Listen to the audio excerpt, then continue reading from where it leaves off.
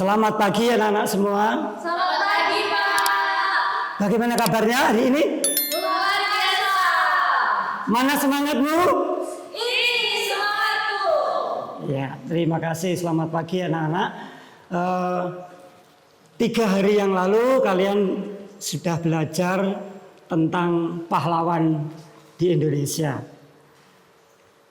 Pagi ini kita juga akan belajar tentang pahlawan. Tapi sebenarnya adalah pahlawan iman. Nah, Bapak akan menunjukkan sebuah gambar atau foto. Gambar atau foto siapa ini? Daud. Ya, benar. Ini Daud. Ya. Nah, cerita apa yang kalian ingat tentang Daud? Dia mengalahkan Goliat, Pak. Betul, dia mengalahkan Goliat. Pasti anak-anak yang diingat adalah keberanian dan kemenangan Daud menghadapi Goliat yang bertubuh besar. Nah, bagaimana dengan kalian? Apakah kalian berani menghadapi raksasa seperti Daud? Saya takut, Pak. Aku takut karena aku masih muda. Saya berani, Pak. Tentu saja ada yang berani mungkin, tapi ada yang tidak. Saya yakin banyak yang mengatakan tidak. Mengapa tidak? Tadi ada yang menjawab karena Daud tinggi besar seperti raksasa. Ada yang menjawab tadi karena aku masih muda. Nah, anak-anak, perlu anak-anak ketahui bahwa pada waktu itu Daud pun masih muda. Dikatakan dalam firman Tuhan, wajahnya kemerah-merahan, parasnya elok. Nah, bagaimana rahasianya Daud yang masih muda ini memiliki keberanian dan menang melawan Goliat? Anak-anak tahu rahasianya? Mari kita lihat rahasianya. Kita akan baca di dalam 1 Samuel 16 ayat 13. 1 Samuel 16 ayat 13. Samuel mengambil tabung tanduk yang berisi minyak itu dan mengurapi Daud di tengah-tengah saudara-saudaranya. Sejak hari itu dan seterusnya berkuasalah roh Tuhan atas Daud. Lalu berangkatlah Samuel menuju Rama.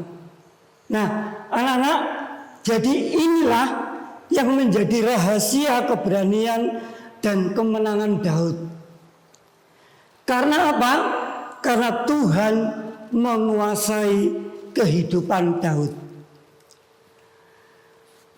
Anak-anak, ternyata Daud tidak hanya menang mengalahkan Goliat atau menang secara fisik, mengalahkan Goliat yang bertubuh besar. Sebelum Daud mengalahkan Goliat, Daud telah menang dalam menghadapi beberapa situasi yang negatif, beberapa situasi yang tidak menyenangkan. Apa saja itu? Daud menang atas kesombongan, itu yang pertama. Nah, Daud bisa saja menjadi sombong karena telah diurapi oleh Samuel. Daud bisa saja menolak untuk tidak mengembalakan kambing domba milik ayahnya.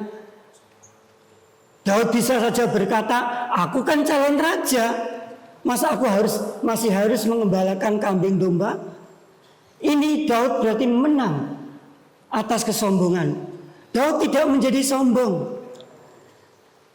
Yang berikutnya, Daud menang atas sikap yang meremehkan.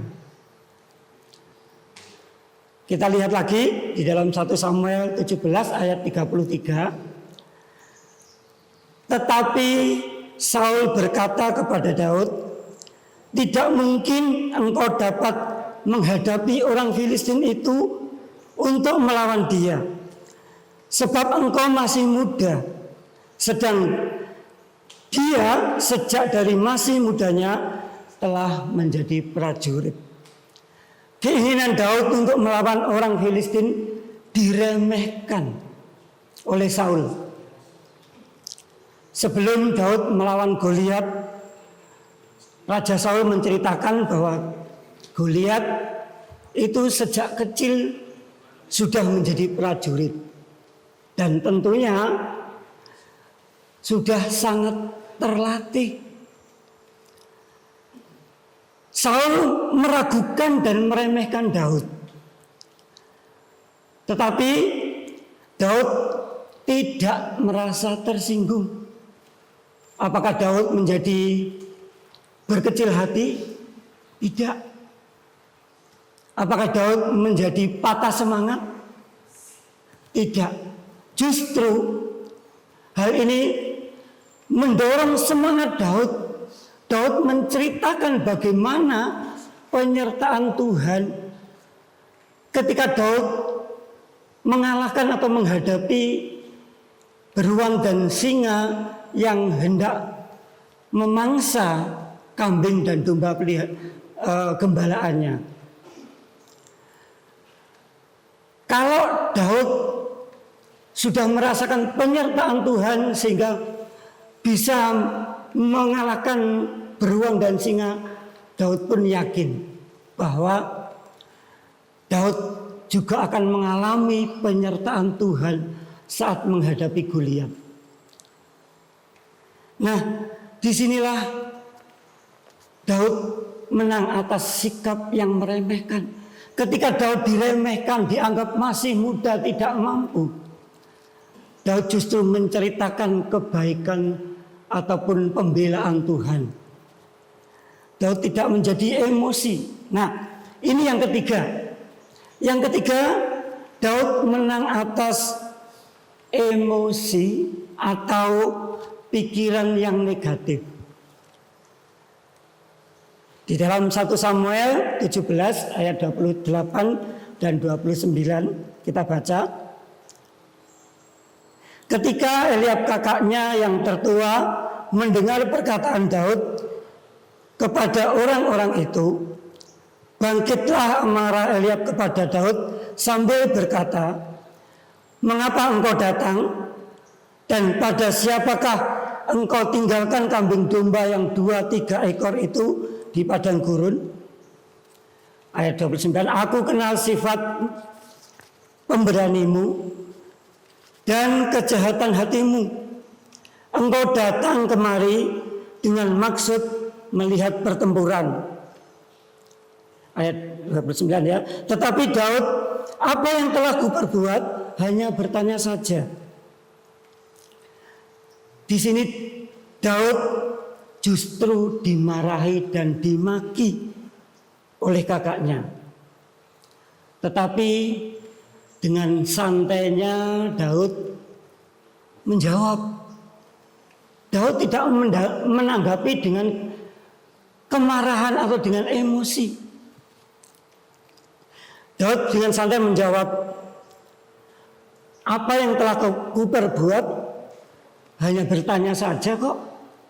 Ini di sini Daud menang atas sikap emosi, yang berarti Daud selalu memiliki pikiran yang positif. Bagaimana sikap kalian jika menghadapi situasi seperti yang dihadapi oleh Daud? Bisa saja kalian menjadi marah. Dan kalau sudah marah atau emosi, kita akan menjadi apa? Kehilangan sukacita. Oleh sebab itu, mari kita mau belajar seperti Daud. Selalu belajar memiliki pikiran yang positif. Karena bahagia atau tidaknya, sukacita atau tidaknya kita ditentukan oleh pola pikir kita. Oleh sebab itu, biarlah kita tidak membiarkan pikiran kita dipengaruhi oleh hal-hal yang negatif. Walaupun mungkin situasi yang kita hadapi tidak menyenangkan. Misalkan ketika kita mungkin merasa diremehkan oleh teman kita, mari kita belajar. Pak Titus juga belajar. Nah, bagaimana caranya supaya kita memiliki pikiran yang positif? Ada 3 hal. Yang pertama, selalu mengingat bahwa kita memiliki Tuhan yang besar. Tuhan yang lebih besar dari segala situasi. Tuhan yang lebih besar dari segala masalah yang kita hadapi. Yang kedua, mari kita tetap percaya bahwa rencana Tuhan itu indah. Berikutnya yang ketiga, tetaplah bersyukur dan selalu mengingat kebaikan Tuhan. Hal ini nampaknya juga dilakukan oleh Daud. Kita tahu bahwa Daud ternyata juga pandai bermain kecapi. Bahkan permainan kecapi Daud sanggup mengusir roh jahat yang setiap kali menguasai Raja Saul. Itulah sebabnya Daud diminta tinggal di istana raja.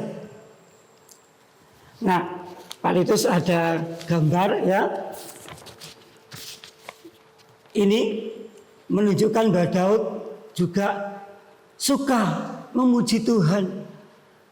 Memuji Tuhan bisa juga berarti bersyukur kepada Tuhan. Ini yang dilakukan oleh Daud. Anak-anak, kisah Daud mengingatkan atau mengajarkan kepada kita untuk memberikan hidup kita senantiasa dikuasai oleh Roh Tuhan. Dikuasai oleh Roh Kudus. Di tahun 2023 kita tidak tahu apa yang akan terjadi. Kita tidak menghadapi raksasa seperti Daud. Tetapi kita ingat bahwa hari-hari ini dunia tidak dalam keadaan baik. Bencana terjadi di mana-mana. Banyak orang yang kehilangan tempat tinggal, kekurangan makanan, bahkan terganggu kesehatannya. Oleh sebab itu, anak-anak, yuk kita mau belajar tekun seperti Daud, suka bermazmur dan memuji Tuhan. Memuji Tuhan akan memberikan kekuatan dalam hidup kita, sehingga ketakutan, roh kekhawatiran, dan roh kegelapan itu lari dari kehidupan kita. Mari di tahun 2023 ini kita bawa hidup kita senantiasa di dalam pimpinan Roh Kudus, supaya Tuhan memimpin kita dalam menghadapi kesulitan apapun, baik di sekolah seperti saat ini maupun dalam kehidupan sehari-hari. Sebelum saya mengakhiri, saya ingin mengajak membaca satu ayat. Mazmur 91 ayat 14. Sungguh hatinya melekat kepadaku, maka aku akan meluputkannya, aku akan membentenginya, sebab ia mengenal namaku. Amin. Biarlah ini menjadi pengalaman dalam hidup kita. Selamat pagi, Tuhan memberkati.